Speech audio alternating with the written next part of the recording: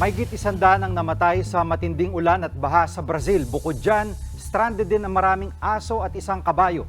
Yan ang Frontline News Abroad ni Rainiel Pawid. Rinig na rinig ang kahol ng mga asong ito mula sa isang abandonadong factory sa Rio Grande do Sul, Brazil. Nasa 20 aso ang natrap sa gusali sa gitna ng matinding baha. Sakay ng bangka sama-samang pinuntahan ng mga volunteer ang lugar. Isa-isang sinagip ang mga aso nitong Miyerkules. Kwento ng rescuers, pahirapan ang pagpasok sa gusali dahil sa mga kahoy rito. Wala naman daw sa mga aso ang nasa masamang kondisyon.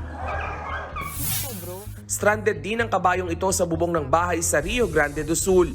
Ayon sa mga ulat, naiwan siya nang lumikas ang nagmamay-ari sa kanya dahil pa rin sa matinding ulan at baha. Nagkasana ng rescue mission ang mga lokal na civil defense official. Umabot na sa higit 100 ang nasawi dahil sa epekto ng malakas na ulan sa Brazil. Hindi bababa sa 128 ang nawawala. Nagbabala ang National Center for Natural Disasters na posibleng magpatuloy pa ang baha dahil inaasahang tuloy-tuloy rin ang ulan.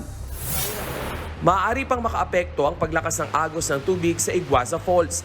Dahil sa ulan, nagpapakawala na raw ito ng higit 3 milyong litro ng tubig mula sa 1.5 million liters.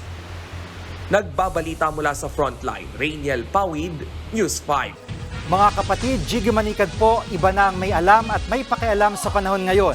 Para sa konkreto, kumpleto at komprehensibong balitaan sa Frontline, mag-follow at mag-subscribe sa social media pages ng News 5.